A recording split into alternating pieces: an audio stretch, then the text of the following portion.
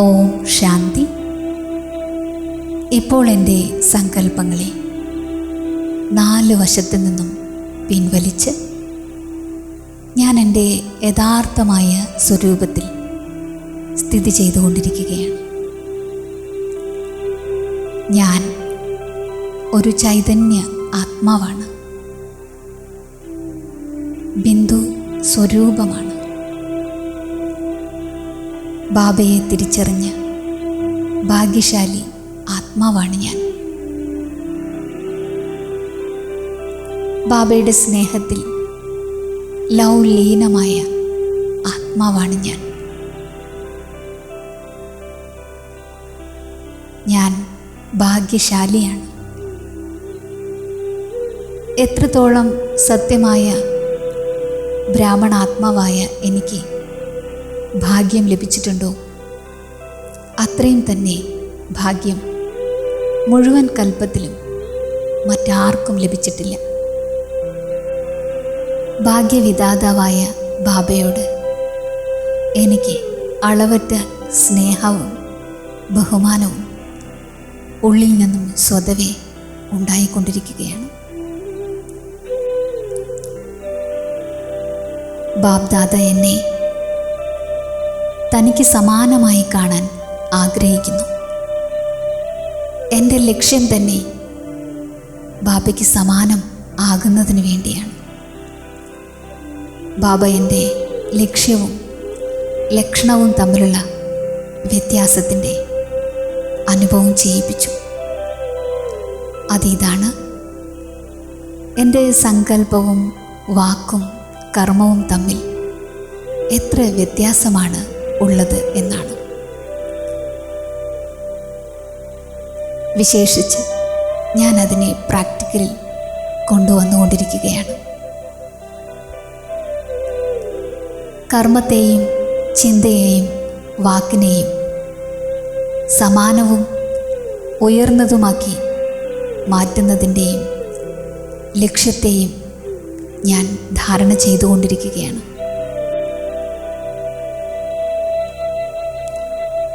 ഈശ്വരീയ ഖജനാക്കളെയും നിശ്ചയത്തെയും ലഹരിയെയും എമർജ് ചെയ്ത് കർമ്മത്തിൽ പ്രാക്ടിക്കലിൽ കൊണ്ടുവന്നുകൊണ്ടിരിക്കുകയാണ്. ബാബ്ദാദ എന്നെ നോക്കിക്കൊണ്ടിരിക്കുകയാണ്. പ്രാക്ടിക്കലിൽ കൊണ്ടുവരുന്നതിൽ സംസ്കാരങ്ങൾക്ക് വിശേഷ പാർട്ടാണ് ഉള്ളത്. അനേക ജന്മങ്ങളുടെ ബലഹീന സംസ്കാരം ധാരണ ചെയ്ത് സഹജമായതിനെ ബുദ്ധിമുട്ടാക്കി മാറ്റിയിരുന്നു ഞാൻ. പഴയ സംസ്കാരം ആഗ്രഹിക്കാതെയും പ്രാക്ടിക്കലിൽ വന്നുകൊണ്ടിരിക്കുകയായിരുന്നു. ഇപ്പോൾ ഈ അന്തിമ ജന്മത്തിൽ സ്വയം ഭാഗ്യവിധാതാവ് എന്നിൽ ദിവ്യഗുണം നിറച്ചുകൊണ്ടിരിക്കുകയായിരുന്നു.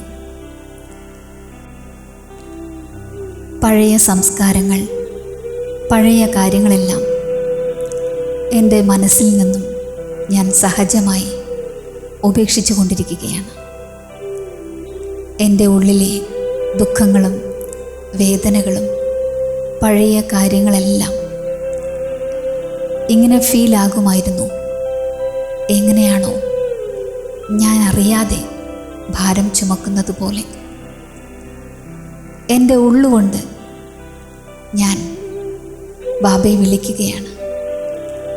ബാബ, അങ്ങ് എൻ്റെ അരികിലേക്ക് വരൂ. ഇപ്പോൾ ഒരു ദൃശ്യം എൻ്റെ മുന്നിൽ വന്നുകൊണ്ടിരിക്കുകയാണ്. ഒരു വലിയ നദി, മനോഹരമായ ദൃശ്യം. സുന്ദരവും വിശാലവുമായ നദിയുടെ അരികിൽ ഞാൻ നിൽക്കുകയാണ്. ബാബ ഒരു കാലിയായ തോണി എൻ്റെ മുന്നിലേക്ക് അയക്കുകയാണ്.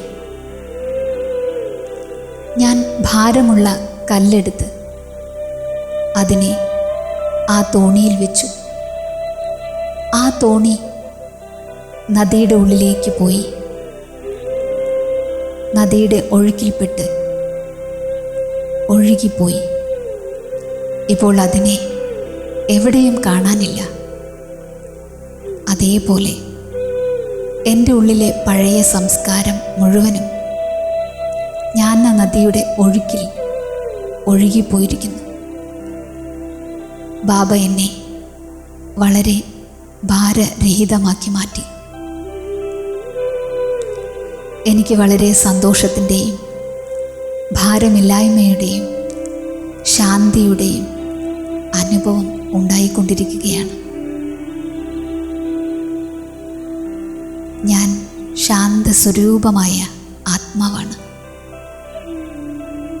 ഞാൻ മാസ്റ്റർ ശാന്തിയുടെ സാഗരമാണ്.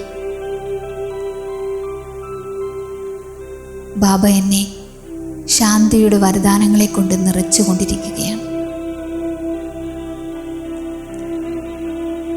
എൻ്റെ ഉള്ളിലെ ക്രോധവും അതിൻ്റെ സൂക്ഷ്മരൂപമായ ഈർഷ്യയും വിദ്വേഷവും വെറുപ്പും എല്ലാം ഇല്ലാതായി തീർന്നിരിക്കുന്നു.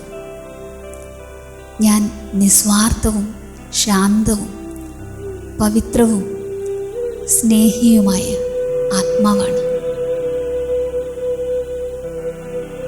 ഞാൻ നിയമം കയ്യിലെടുക്കുന്ന ആത്മാവല്ല. എനിക്ക് കർമ്മത്തിൻ്റെ ഗതിയുടെ മേൽ പൂർണ്ണമായും അറ്റൻഷനുണ്ട്. ഞാൻ പറഞ്ഞാലും ഇല്ലെങ്കിലും ബാബയുടെ അടുത്ത് എല്ലാ കാര്യങ്ങളും എത്തുന്നുണ്ട്. പ്രശ്നങ്ങൾ വരികയും പോകുകയും ചെയ്യും. എന്നാൽ ആ കാര്യത്തെക്കുറിച്ച് എനിക്ക് ഒഴിവുകഴിവ് ഉണ്ടാക്കേണ്ട കാര്യമില്ല. എനിക്ക് എന്തുകൊണ്ട് എന്ന ചക്രത്തിൽ നിന്നും മുക്തമായിരിക്കണം. ദേഹബോധത്തിൽ നിന്നും ലോഭത്തിൽ നിന്നും സ്ഥൂലവും സൂക്ഷ്മവുമായ ഇച്ഛകളിൽ നിന്നും അഭിമാനത്തിൽ നിന്നും ഞാൻ മുക്തമായിക്കൊണ്ടിരിക്കുകയാണ്. എനിക്ക് സമ്പൂർണ്ണമാവുക തന്നെ വേണം. ഇപ്പോൾ ഒരു ഒഴിവ് കഴിവുമില്ല. എനിക്ക് സ്വയത്തെ തന്നെ നോക്കണം. എനിക്ക് എന്നെ പരിവർത്തനപ്പെടുത്തിയെടുക്കണം. മറ്റുള്ളവരുടെയോ വലിയവരുടെയോ കുറവുകൾ നോക്കുന്നതിൻ്റെയോ വർണ്ണിക്കുന്നതിൻ്റെയോ ആസക്തി എനിക്കില്ല. മോശമായ സ്വഭാവമായ എതിരിടലിനു പകരം നല്ലതിനുള്ള മത്സരം ചെയ്തുകൊണ്ടിരിക്കുകയാണ് ഞാൻ. നിശ്ചയത്തിൻ്റെ അടിത്തറയെ മുറിയാത്തതും അചഞ്ചലവുമാക്കി മാറ്റി വളരെ കാലത്തിൻ്റെ പുരുഷാർത്ഥത്തിൽ മുഴുകിയിരിക്കുകയാണ് ഞാൻ. എല്ലാവരുടെയും ആശീർവാദം ലഭിച്ചുകൊണ്ടിരിക്കുകയാണ്.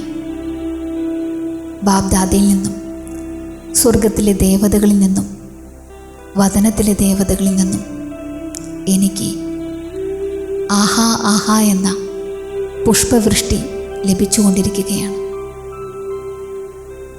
ഞാൻ ശ്രേഷ്ഠ ആത്മാവാണ്. ബാബ്ദാദയുടെ സ്നേഹത്തിൽ ലയിച്ചിരിക്കുകയാണ്. ഓം